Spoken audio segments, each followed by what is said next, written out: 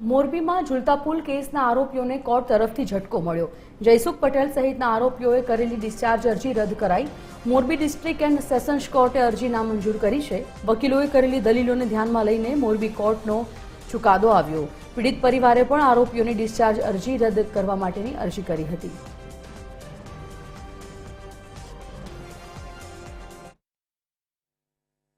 આજે અમાरा नामदार principal district साहेबनी कोर्टમાં એ બધી કુલ 5 અરજીઓ હતી, બધા જ આરોપીઓની અલગ અલગ। એ પાંચે પાંચ અરજીઓ સ્ટ્રેટ વે રદ કરી અને એમને ડિસ્ચાર્જની અરજીઓ કાઢી નાખી છે। એટલે હવે એમની સામે ચાર્જ ફ્રેમ થશે અને પછી એમની સામે કેસ ચાલશે।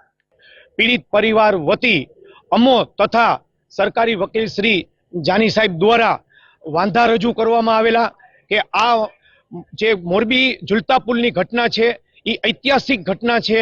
आमां 135 लोको निर्दोष माणसोना जीव गुमावेला छे। मोरबीनी प्रजामां आक्रोश छे। आ केस मीडियामां खूब ज चर्चित थई गेल छे।